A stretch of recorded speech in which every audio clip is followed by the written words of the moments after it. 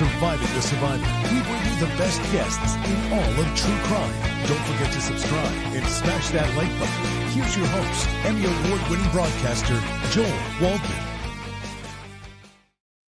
What's up, STS Nation? Welcome to Surviving the Survivor. It is the show that brings you the very best guests in all of true crime on trending criminal cases.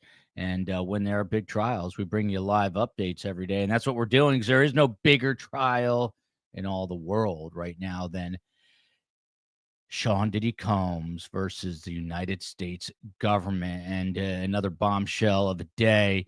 It is week 5, day 23 of testimony in the Sean Diddy Combs case. Federal agents, and you're going to need some earmuffs to get through this one again, but federal agents testified today about, you thought it was 1,000. It was just 900 bottles of lube, ketamine also found, and an arsenal of guns, all in Diddy's homes in L.A. and Miami. But by far and away, the biggest twist, the biggest surprise of the day is Kanye West. He shows up in court today to support his good friend Sean Diddy Combs. And yesterday it was fascinating. We'll get into some of yesterday's testimony.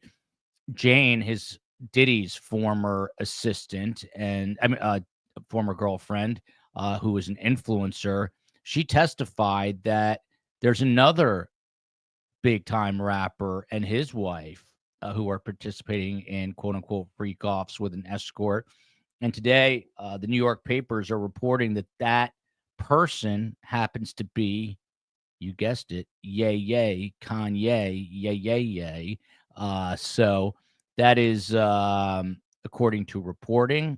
I don't think that is 1,000% corroborated, but these guys are busy hip-hop stars, Ye and Diddy.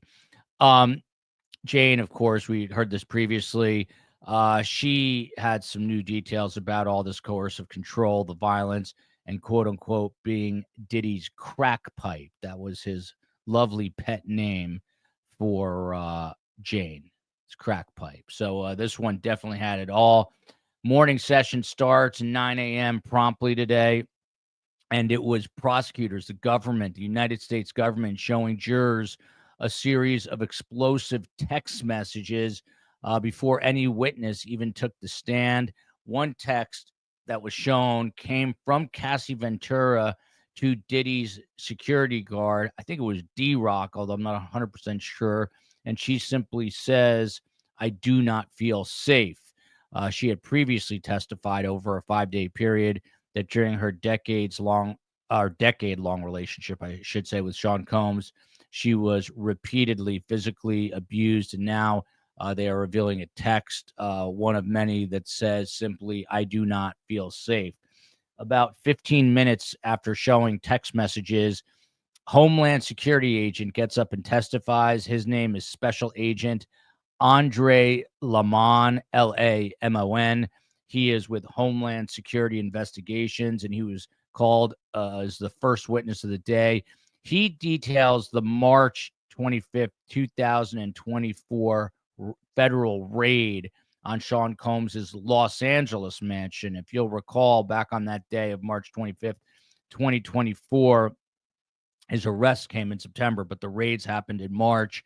And they happened simultaneously in Los Angeles at that massive mansion, and then in Miami at a very large home, but not as big as the LA home.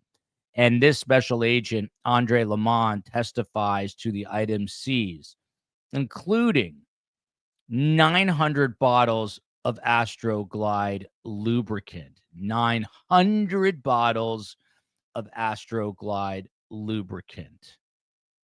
I wonder if you could fly with 900 bottles of Astroglide lubricant, if they would let you check that in.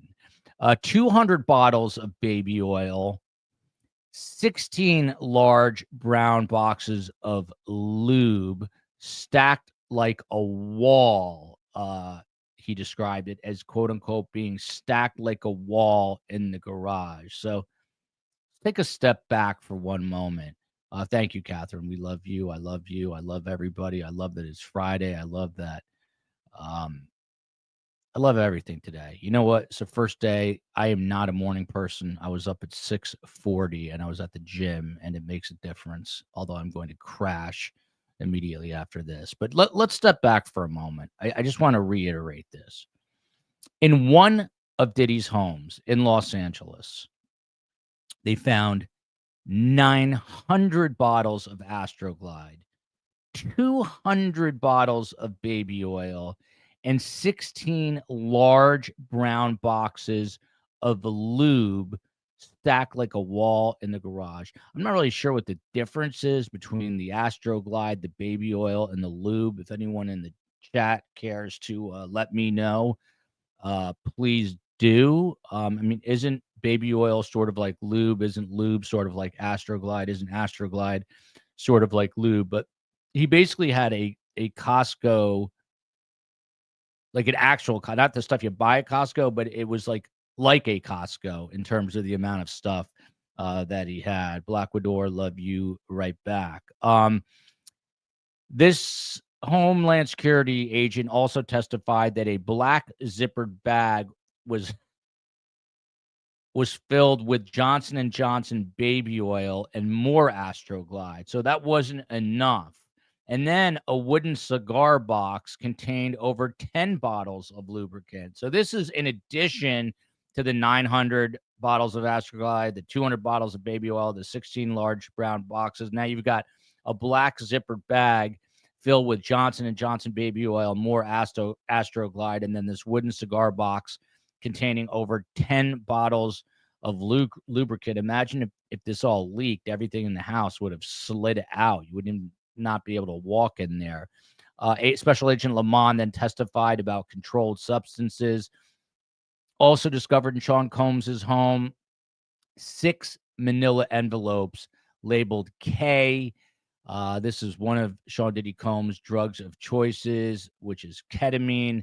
Some people are saying, well, it's not illegal to have 45 million tubes of lube and Astroglide. But the question is, what was he using it for? And we know, thank you, Flora Perry, oil is oil, lube is water-based. Is that true? Is all lube water-based? This is definitely a Friday show. Crazy Mom RN says one is for babies, Joel, supposedly. I don't think it was in this case. But yeah, someone's asking, he had a black zippered bag filled with Johnson & Johnson baby oil and more Astroglide. I hope he was investing in shares of Johnson & Johnson. He then testified about this ketamine and then a safe as well that contained Sean Combs' passport, cash, and a plastic bag that tested positive for MDMA. Correct me if I'm wrong, but I think that is Molly, which is like ecstasy, I guess, which is oftentimes, associated with sexual pleasure. So this guy Diddy was not messing around. And again, people are going to say, well, what's the big deal? He only had 47 million bottles of lube on the wall.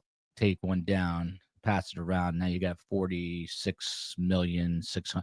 But the point is again, how he was using it. Jane Rosenberg is probably the most famous courtroom sketch artist. And they actually have a lot of her sketches in the hallways of the federal courthouse. And I just pray that this gets framed and goes on the wall at some point very soon. I wish if I could buy this, I would buy this. I would frame it. I would buy it just as a token to remind myself that I covered this trial for a week in New York. Special Agent Lamont also said there were bottles of lube in the bathrooms, others in boxes in the garage. This is just sort of reiterating, but this is the exact quote, in a cigar box, and even with the baby oil. So after that slippery bit of evidence, 10:15 a.m. rolls around, and we get to the weapons. And this is still Agent Lamont. He is on the stand now displaying a rifle to the jury. So he's actually got it out and showing this rifle to them. It's one of just several firearms recovered. They show photos as well. 6 guns total, 4 rifles, 1 pistol, 1 shotgun. And previously, we'd heard that the AR-15, which they also showed AR-15 parts. Well, the AR-15 that was discussed originally had its serial numbers. 2 of them had their serial numbers essentially scratched off, which is essentially a federal crime, which is why this is also going under the RICO charges here. I'm not familiar because I am not a gun guy at all, but they found green tip ammunition. I'm not sure what that means. Someone please let me know.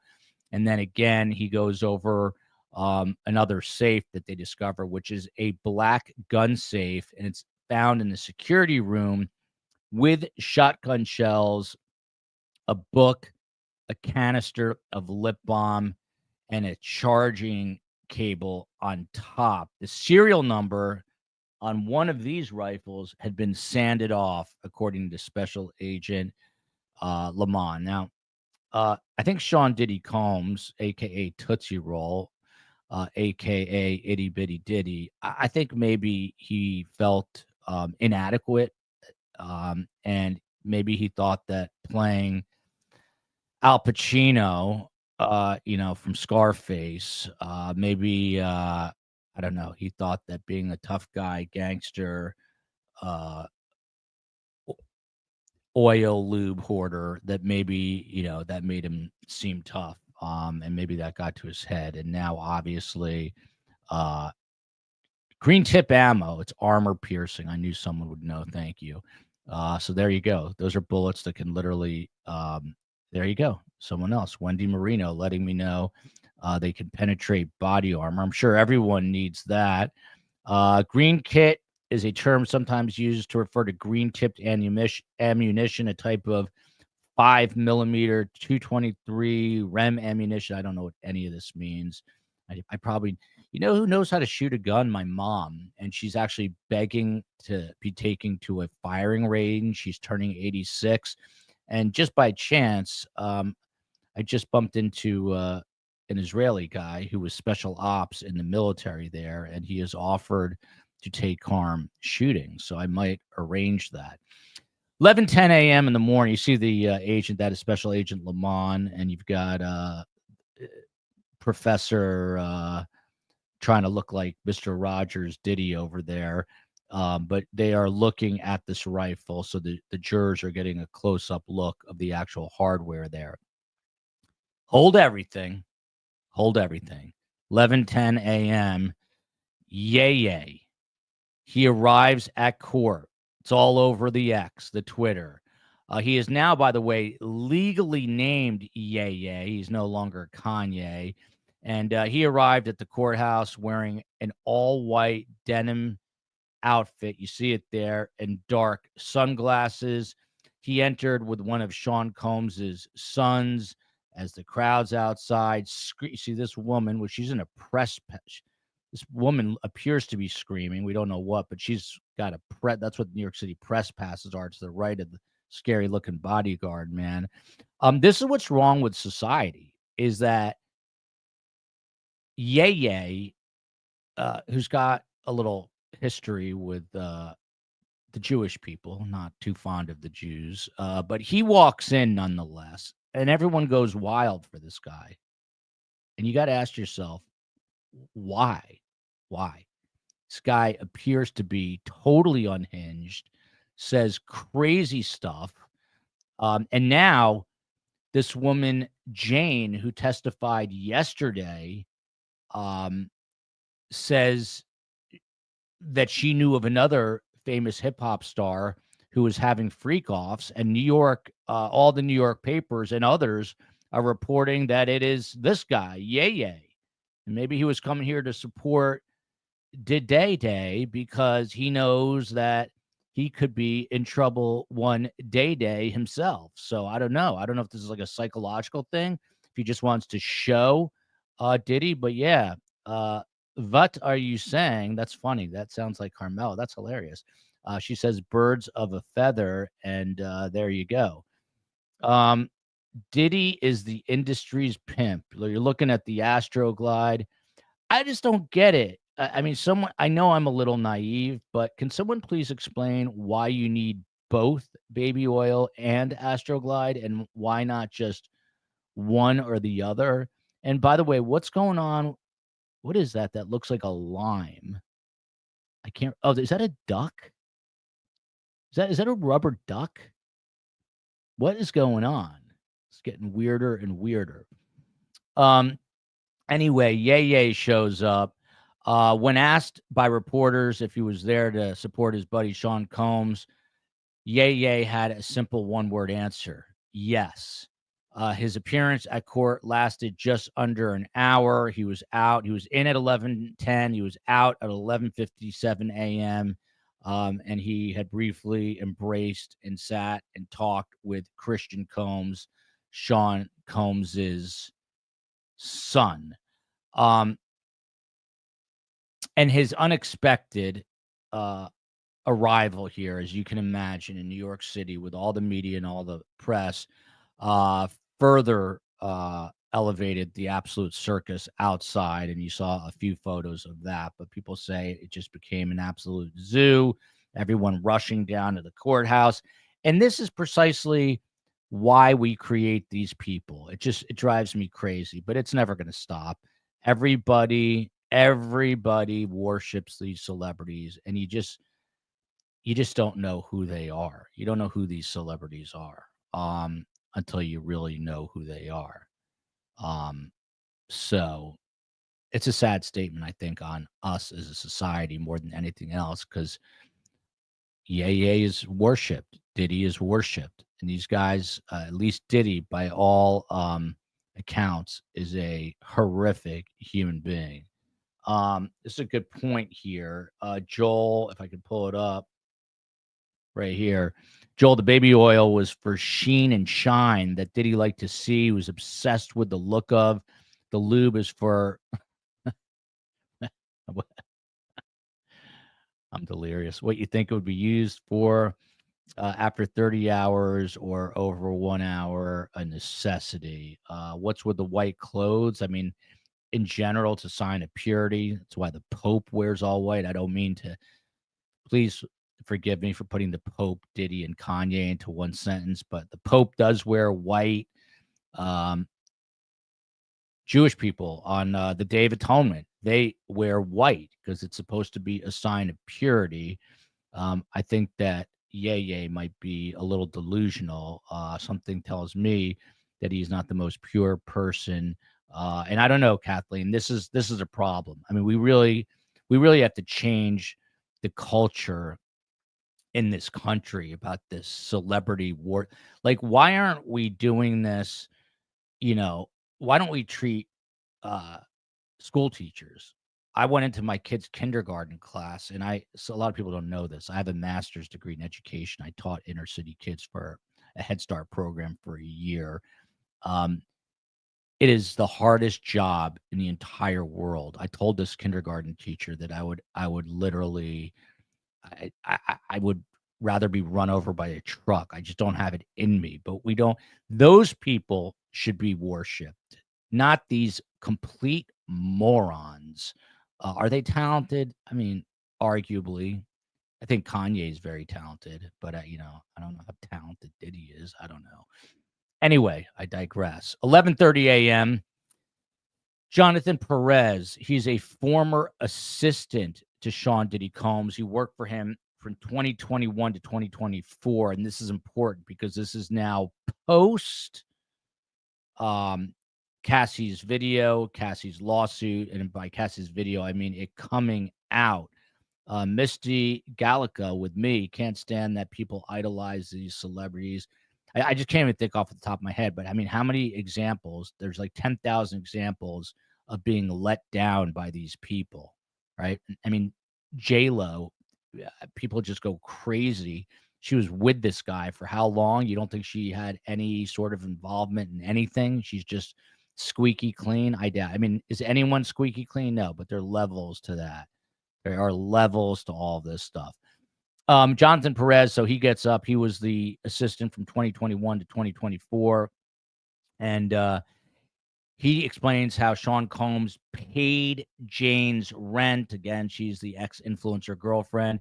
He was paying $10,000 a month to maintain access, he's saying, to her sexually. So he wanted sexual access. And again, this goes to the sex trafficking, to the coercion, the fraud, and the force. So he was, all of the above with that. Wakanda, your audio sucks, begins well, then you trail off into your whisper mode. Do better. Damn. Wakanda. Them is fighting words, Wakanda. Can you hear me now, Wakanda? Because I'm telling you, them is fighting words. Thank you. Someone else said the sound is fine. He went on to say, this is Jonathan Perez, the assistant, that Jane often felt obligated to participate in Sean Combs' hotel nights because of the financial dependency. We heard this straight from her, and now we're hearing it from the assistant. And again, hotel nights is a euphemism for freak offs. Somewhere along the line, I guess after Sean Diddy Combs gave his pathetic apology after the Cassie event, not before, but after it was leaked and he was outed, and he gives that pathetic apology, suddenly the term goes from freak offs to hotel nights. But I don't think that was like a free rewards night at Marriott. I think it was his own version of a hotel night.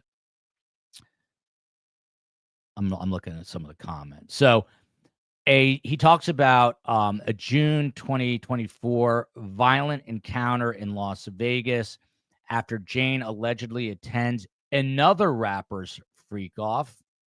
I wonder who that could be. Could he have been in court today? Does he like to wear all white? He left her with visible injuries, including a black eye and welts. So on that particular day, Jane leaves this other freak off with a black eye and welts.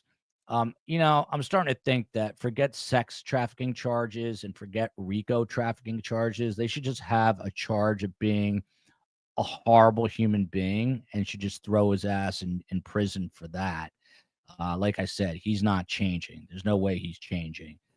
So that was all the testimony from the morning with the Ye appearance.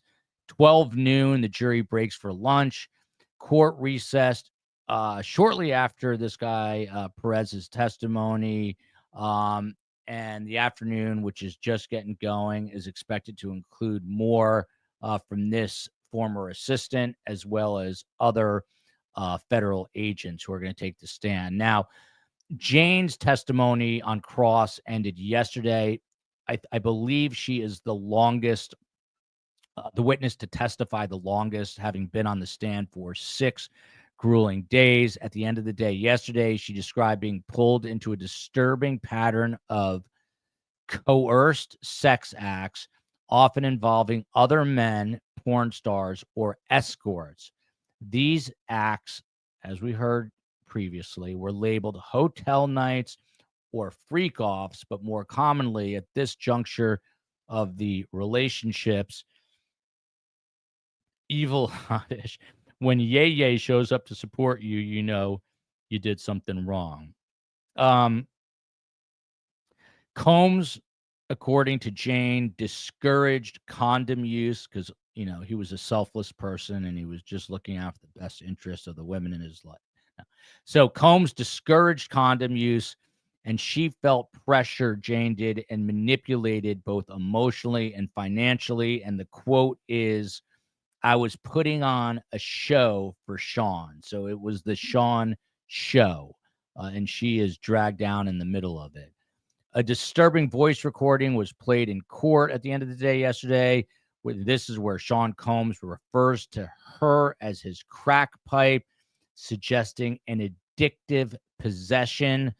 Jane, spoke about Sean Combs' love bombing tactics, saying, because we'd heard about this, that He would beat her, humiliate her, physically and verbally abuse her, and then he would quote unquote love bomb her, which is what people who engage in coercive control do. They beat you and then they try to reel you back in. But she said, and I quote, whenever he wanted me, the love bombing and persistency would start. And you heard with Cassie Ventura early on that he would call her when she wouldn't answer, he would call 50 times in a row.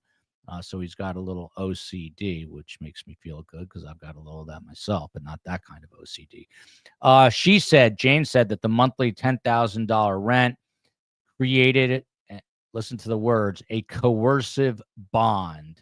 With a direct quote, her saying, I felt all the obligation about hotel nights. I felt all the obligation about hotel nights.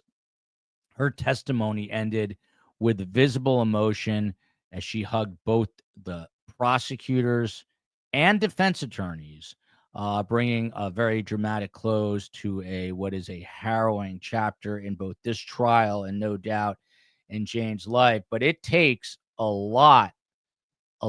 What are you saying? Did you change that? Because that's how I refer to Carmela asking me because that's how Carmela speaks. She can't say W's. So that's how testimony with Jane ended yesterday. And I don't know what to say. I've said this a million times. The 50 calls isn't OCD. It's obsessive. Thank you for correcting the record on there. Jury Duty Pod. My friends, Kimberly and Lindsay, also known as a trauma bond. Yes, this is true. You should get oil, petroleum-based products. I'm not sure what that means, but I don't think it's. I don't know. I don't know. Aria Dakota Grimaldi Lane, one of our friends. It never leaves you. And look, I mean, these women have all testified to the same thing.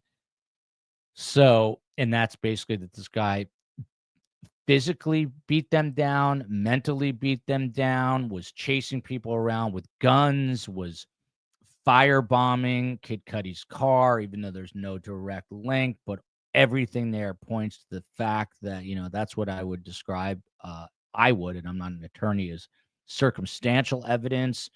But again, the big question is, are the jurors going to have, and look, jurors are generally very smart. They're thought out, and New York City is a pretty sophisticated place for the most part. I think that they're going to be able to piece together that the reason these women were going back was, a lot of it was because of this circle of violence, this inability to get out of the relationships. Talked about it many times that apparently it takes 7 attempts to get out of a relationship like this. So are the jurors going to see this, and are they going to be able to put it all together and at least come back with the sex trafficking charges? I personally think that the RICO charges are there now. And, yesterday there was a 2-hour plus sidebar. And apparently, according to all the reports there, Sean Diddy Combs was really sort of agitated and upset and concerned looking. And that brought a little comfort to me, because if anyone needs to feel the pain that he's inflicted on others, maybe it is an eye for an eye. I don't know, but he deserves it if anyone does. Nikki Cuds, my friend, he's just the devil. His own ex-security guy, Gene Deal, said that he is a demon. Literally, that's what he said. He's a demon. I think Sean Combs himself told somebody that he's the devil or the demon. Remember, witness was there at the Cudi bombing, so it was verified. I just don't know if there was a DNA, link, like a genetic link to it. Bayou Babe, he's disgusting.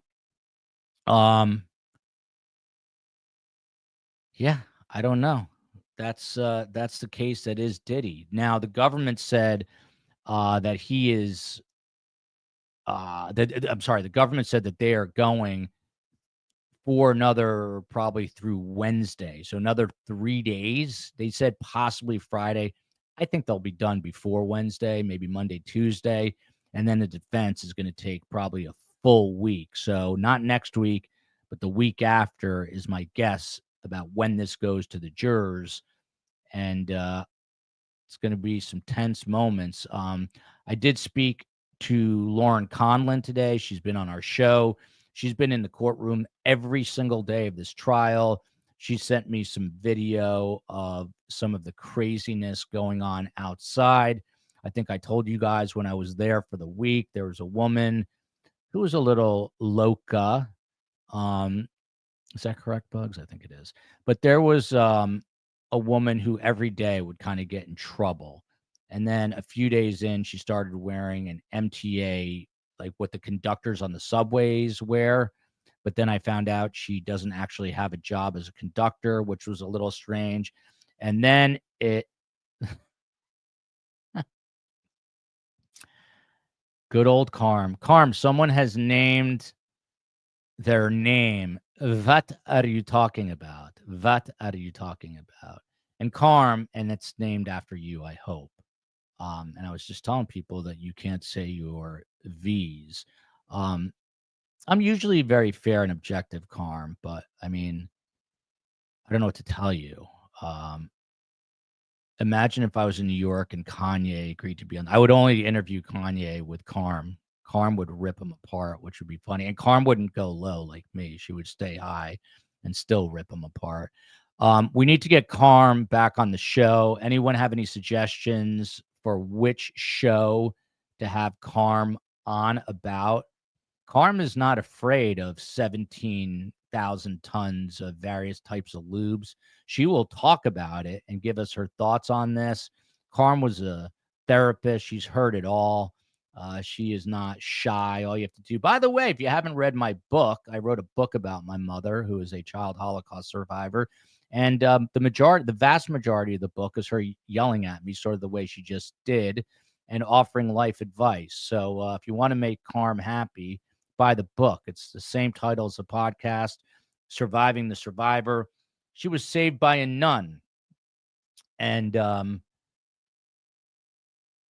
till I was out of college, at least, she was sending donations to this nun. And I grew up with a picture of a nun in our living room. And I had no idea that that was not normal for a Jewish kid in New Jersey to not have a nun on the wall. So you'll learn about all that and more if you buy the book, Surviving the Survivor. And I promise you, that book will change your life. I can promise you that. Carm, you see this?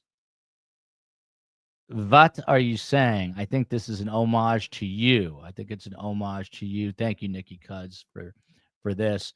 Now I'm delirious. I'm working on. I'm starting work on number 2, which is Surviving the Psychiatrist, which I'm going to do with my beloved mother, about my father, who was a psychiatrist and had a very unusual take on things in life, which I think people would really benefit from.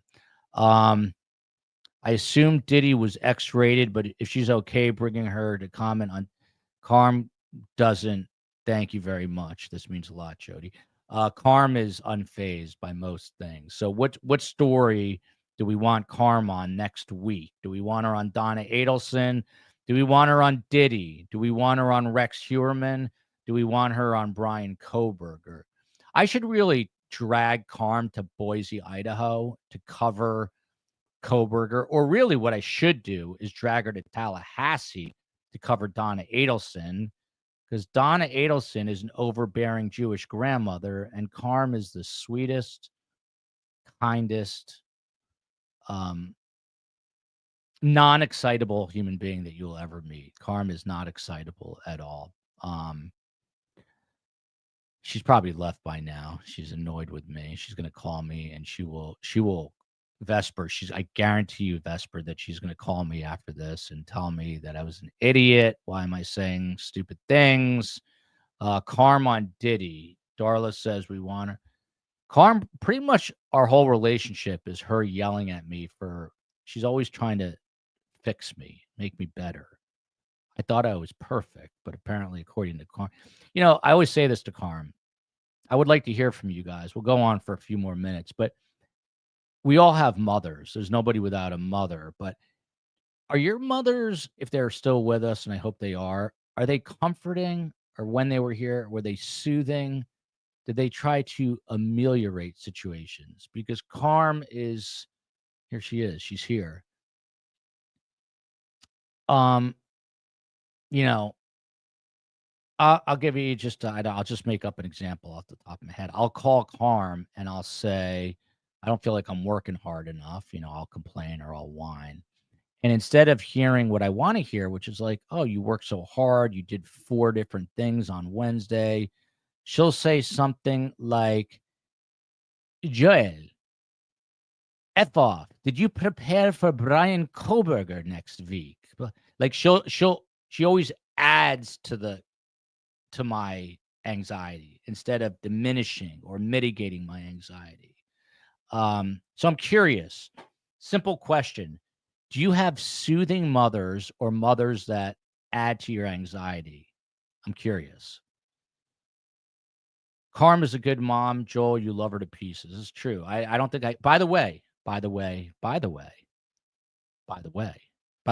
of my best friends was married to a woman whose last name was by the way. Now I'm going to get yelled at by the COE for doxing. So I didn't say the first name.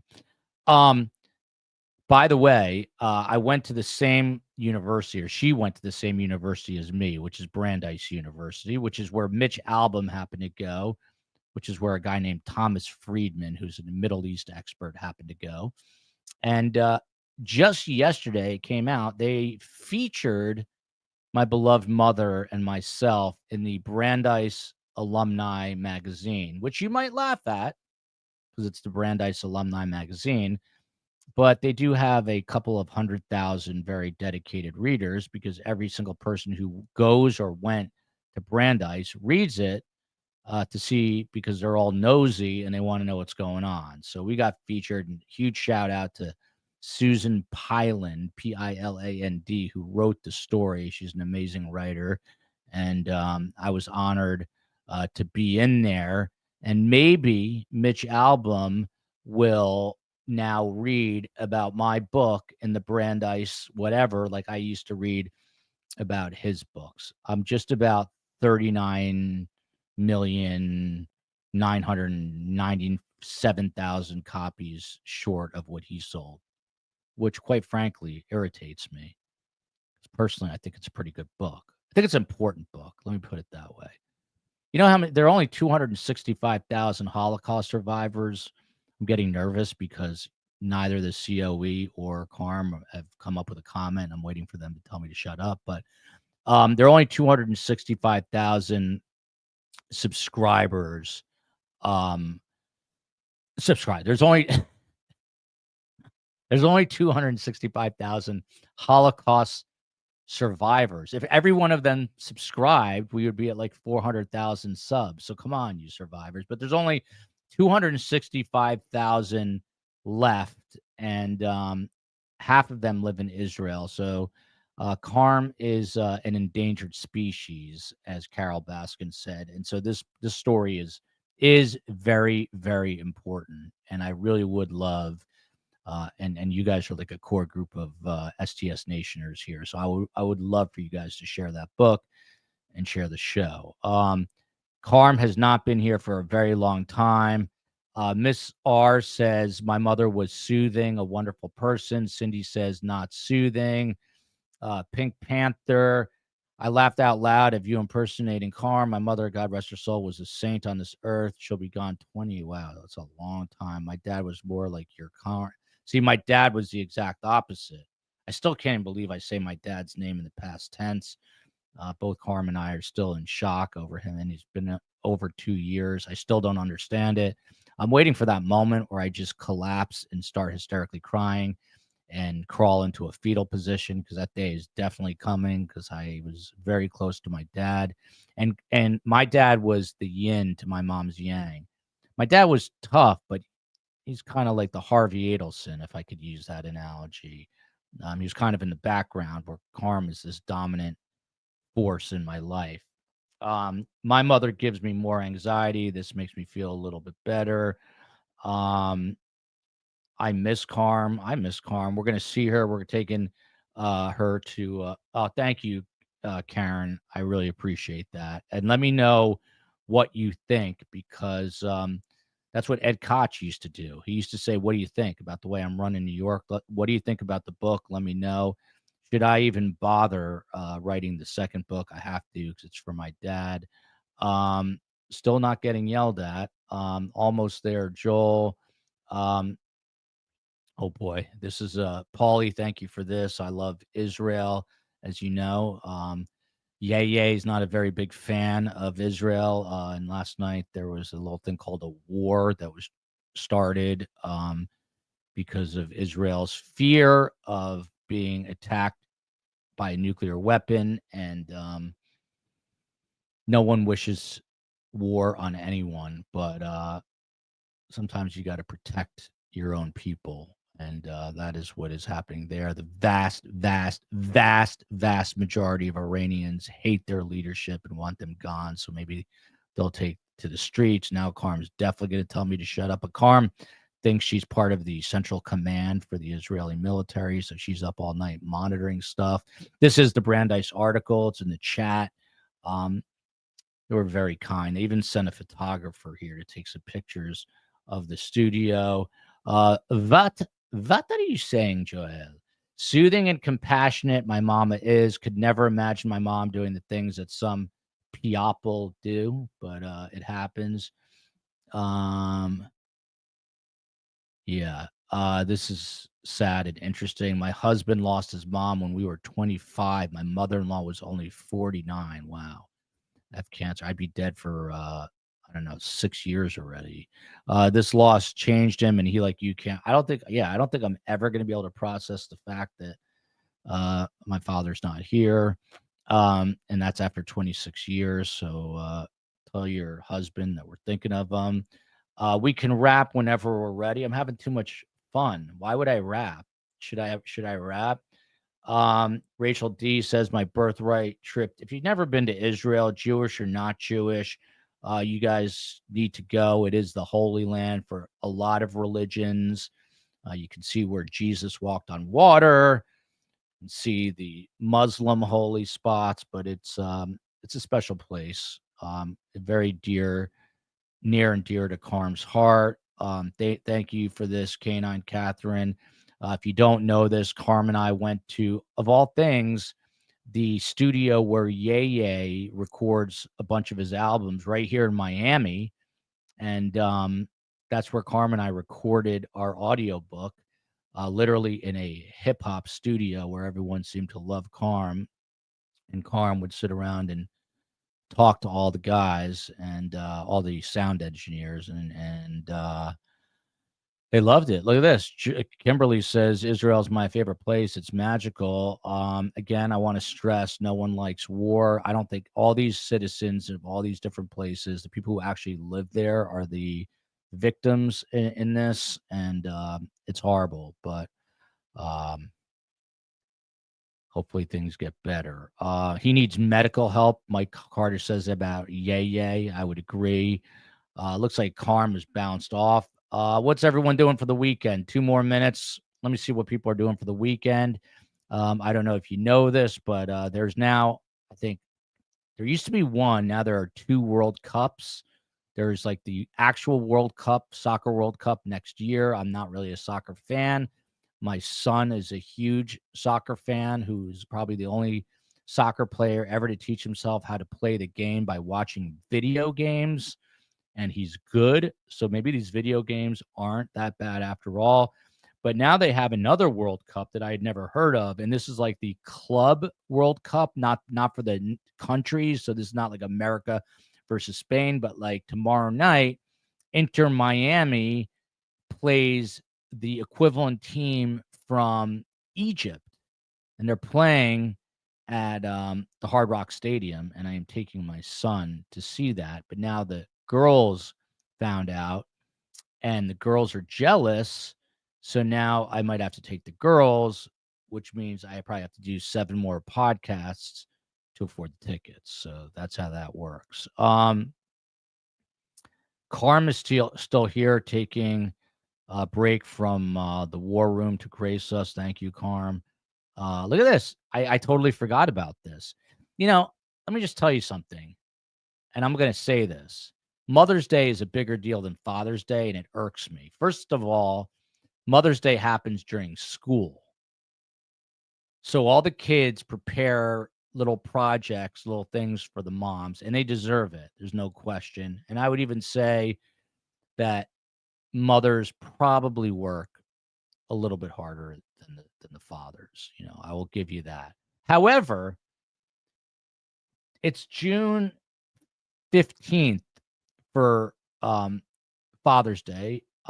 My girls won't be here that day. It's summer here in Miami. Everyone is gone. I will be forgotten about. I'll be lucky to get a card. What's up? Yes. It's a bit of a pity party. What I'm trying to say is that they should do Mother's Day on maybe a Saturday and then Father's Day on the next Sunday, like the very next day. That way I would get, I don't need a lot, but I would like a little cool, like my wife gets like a project from school from my 6-year-old, and it's cool. And I put that right in my studio, but I don't get that because there is no school and then no one makes me anything.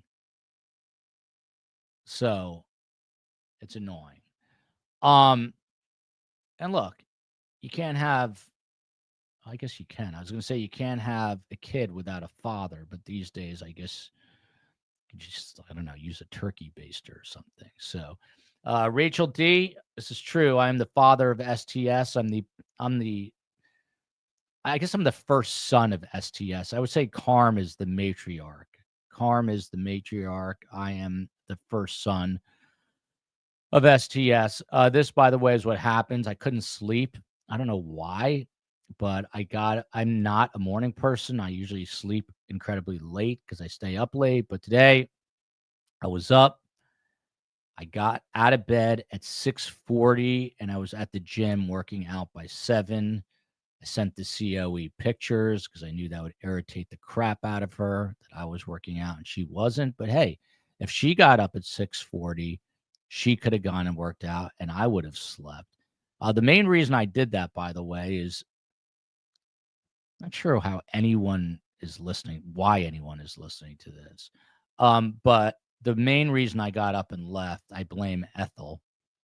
Ethel sleeps with my daughter, Vita. She goes into Vita's room every night like clockwork.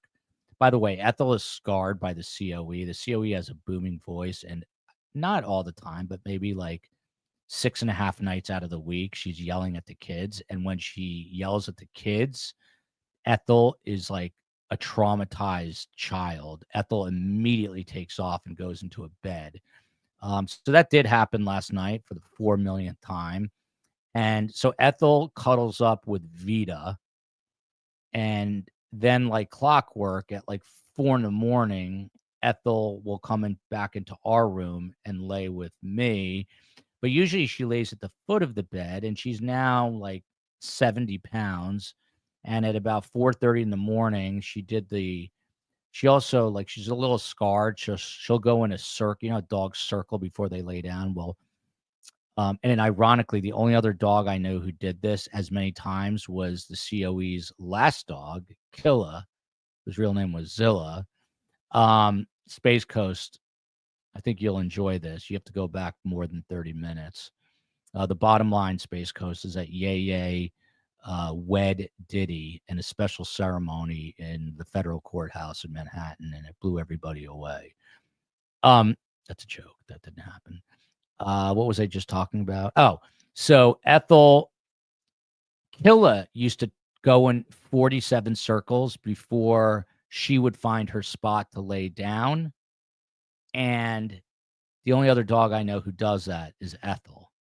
And I think it's because they're both scarred by the COE. No offense to the COE. But last night, around 4:30 or so in the morning, Ethel comes in and typically lays at my feet. But this time she did the 47 circles. With that alone woke me up, and then laid down on my back. So we were back to back with all of her body weight on my back.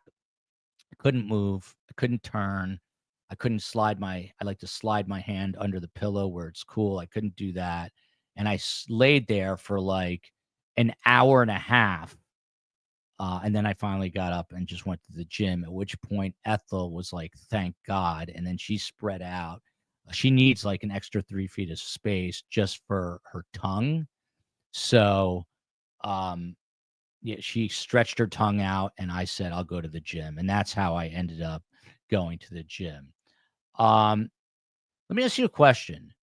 Do you think I could pivot out of true crime and just talk about absurd things for an hour and a half every day? Literally just talk about nothing for an hour and a half? Space Coast says I've been up since 4:30. Yeah, it's a good point. Space Coast did get up. Space Coast, what time are you going to go to bed tonight? What time do you take naps, Space Coast?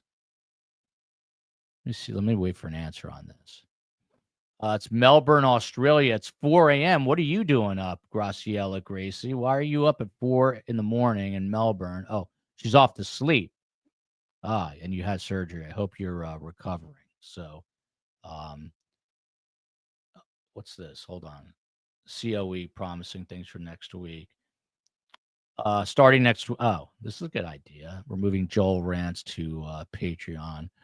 Let me just say this. The COE, both of us are, Pink Panther says, no, you excel with true crime. Yes, you guys are all you're my collective therapist. Let me just say this. Space Coast says no naps, just pass out at like 9 p.m. daily. Well, there you go. The COE and I are both a little disorganized. I guess that's a good way to put it. She more than I. I don't know. We have a tendency, it's like dieting. Like you say, okay, I'm going to go on a diet. You do it for 5 days. And then well, that's sort of how we are with life. And we each had to talk with each other saying, we've got to this is what I'm saying. I'm never okay with how I'm doing things. So anyway, kids are off to camp next week. They're not going to be around every day to bug us. And so the COE and I, and along with Space Coast, and hopefully Steve is back soon, we're going to really organize. People like Vesper Martini, by the way, and Julie Frew, and I can't name everyone because I'll forget, but Copper Horse, Amanda, they all help us out. They kind of reel us in, but we really need to be a more well-oiled machine. So I'm going to go back home now, and I'm going to literally buy a whip, and I'm going to whip myself because we can always do better. There's a lot of things that go into it. We've got to be more organized and more efficient. So this is what the COE says. Does COE, would you like to answer this? Does Carm really drop the F-bomb? I'll bring my kids on the show next week and I'll have them. If you buy my book, you'll find out because I recorded the conversations. Yes, Joel, start another channel for this. The COE calls it organized chaos. She likes to rationalize it in his mind. I would call it chaos, but there's nothing organized about it. There is zero organization. It is just chaos. I said to my kids yesterday, I'm like, why is it impossible to keep the house clean for more than 37 minutes? Like, why? You live here. I mean, there's like an avocado with a spoon in it. There's Fred's prison sign laying on the floor. There's just like random. Every time it looks like a tornado has gone through, like an EF5 tornado. And I said to my kids, I'm like, if you don't respect your house, you can't have self-respect.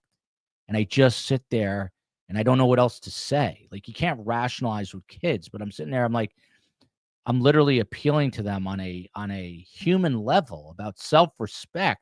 I guess other parents would just scream, but I don't know. Because Carm screams at me, I really try not to scream at my kids.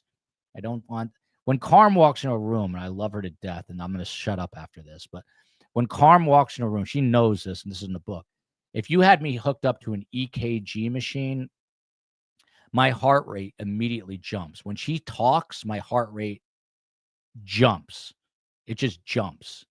My heart rate is I have heart palpitations. Like the heart, the heartbeats go. And I just don't want my kids growing up with the same sort of post-traumatic stress disorder. One of the things I found out in writing this book, which I never thought about, my dad would laugh and he'd say it's bullshit, but I really do believe in what they call generational trauma. Like they literally say that you, meaning me, the child of a survivor. By the way, if you haven't figured it out, I feel like I'm 17. Like I'm definitely, I would say, slightly immature for my age. So it's weird to even say that my mother's a Holocaust survivor because that makes me seem old. Forget her, but it makes me seem old. But there really is this notion that there's generational trauma. Like your DNA is actually affected. And after writing this book, like I joke about a lot of this stuff, but you really are screwed up when you're the child of a Holocaust survivor because of what they went through. They're not normal. And my mom would admit that they are not normal. Like their thinking, their thought process. And this in turn, since I'm the son, I am not normal. I'll leave you with one story just to highlight this. So there's a Jewish holiday, and we're not the most religious Jewish people in the world, so I don't want to make it seem like we are. But there's the high holidays, the Day of Atonement, which is Yom Kippur, and on that day, you're supposed to fast. And according to Jewish law, you become a man when you're bar mitzvahed. I was bar mitzvahed in June of 1982. I literally did not have a single hair on my body. My mom at the time bought me a suit from Barney's, which I didn't even know what Barney's was. And if you don't know, it's like a super high end. Like it was such a big deal that she bought me this beautiful suit. It was a suit that it was a 3-piece suit. I had feathered hair parted in the middle back then. And I probably weighed as much as Ethel, like 79 pounds. However, I did not go in a circle when I laid down to go to bed. But my point is, that's when I became a man, according to Jewish law in 1982. And if you see me now, you can imagine that I probably wasn't quite at the level of manhood in 1982. But the point is, at that age, you're supposed to fast. Fasting, when you've never done it before, meaning no water, no food for 24 hours, is not the easiest thing. Like, you've got to get used to it. Now I can do it no problem. 47 years later, I finally figured out. But back then, I didn't eat all day, and I was at Rob Feldman's house. May he rest in peace. Smartest guy I've ever known. He died of lung cancer because he smokes. I don't smoke. And God, him and I were tight. We used to walk home from school every day, and then we'd see this like long hot dog, and his name was Tipsy. And sometimes I'll think, like, how long has Tipsy been dead? Tipsy's been dead for like 40 years, but I love that dog. And then there's this weird lady that lived with him, and she's probably been dead longer than Tipsy. 1982 was a good year. But anyway, the whole point of this is I was fasting to try to be a nice Jewish son, and whatever. And I had no food, no water, and then I felt horrible. And we were at Rob Feldman's house, and I started to feel like I was getting faint. And what did Carmela do? She like literally put like the equivalent of a beer bong in my throat and started pouring grape juice or orange juice into me, and also simultaneously making me eat brownies and candy to try to get my blood sugar up. And she gave me so much of it that I just vomited for like hours, and I'll never forget that moment. But it's a story to let you understand kind of a glimpse into my life where Harm, she wants to control. She needs to control, and she wanted to control that moment and get me back feeling well. And she thought that the solution was pouring 16, like as much baby oil as Diddy has is how much grape juice she poured into my then 79-pound body, along with brownies, and then I couldn't stop throwing up. One other quick Carm story just to show you. Carm says true, true. One other quick Carm story, and I think I talk about this in the book. Again, with Rob Feldman, he and I were inseparable. I cannot believe that Rob Feldman is no longer with us. Rob Feldman literally could have been a Nobel Prize. He was the smartest guy I've ever known, and I've known a lot of smart people. Just a brilliant mind gone way too soon. He said, you know what? I'm not going to become a scientist, and instead managed $9 billion at Fidelity and was probably worth close to that. So he went, as my dad would say, where the money was. All right, here's a final story, and then I'm actually bothering myself by talking at this point. Like I'm giving myself a headache. Can't wait to hear from Carm after this. By the way, Manischewitz right here, they've got amazing new marketing. They got like a new marketing person. They've got hilarious ads. All right, so I'm with Rob Feldman, Carmela Waldman, my dad, Rob Feldman's parents, and we're at Disney World. And I was probably 7 years old. So this is pre-manhood.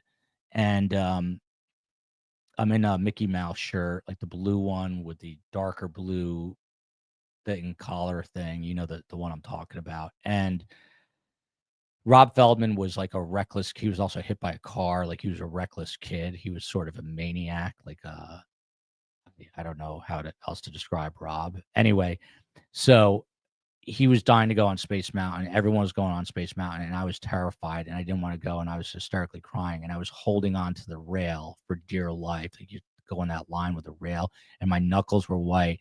And Carm peeled my fingers off the rail and said, my son is not going to be afraid of a roller coaster. Meanwhile, she was terrified, and so she got on with me and made me go. I'm 7 years old. I'm 7 years old. I'm like 3'9". Like I probably wasn't even tall enough to go. And it's, you know, the 70s or early 80s. So Space Mountain was probably, you know, not reinforced then. It probably had a 50% chance of collapsing. So I go, yes, RIP Rob Feldman. And she forces me to go. And why do I bring this up? It's another Holocaust thing. Like she didn't want me to be afraid of something. Meanwhile, her own father was online and then got off one line and went to the other line where he's gassed in Auschwitz. So it's a lot of weird, deep psychological stuff. I didn't mean to end on a really dark note about being gassed in Auschwitz, but you get the idea. You survived, Joel. Laura Paris says, I didn't go on that. The funny thing is now I went on, what's that roller coaster called? We were just at Disney. It's a motorcycle. Like if Carm saw me go on this now with my kids, she would scream at me. Why would you do this? But back then she made me go. The new, whatever the Tron, you go on I went with my middle daughter and it was Tron, the roller coaster. It goes like 600 miles an hour and you're on a thin rail, not even in like a car. You're on a motorcycle. Anyway, it's not easy being the son of a, Holocaust survivor. It comes with good and bad, like everything in life. So you have to work your way out of it. I think we covered Diddy. Carm's a huge fan of Ye, as you can imagine. Not really. All right, everybody. We're gonna be back next week. I promise. I think we're gonna do a follow-up to Donna on Monday. We like to do Markel Mondays, so look out for that. We're going to get back to Rex Heuermann next week, Brian Koberger, the story in Kentucky, the COE are going to get ourselves on track. We are going to become I was going to say a well-oiled machine, but that's a little too Diddy-esque, but we need to get our you-know-what together.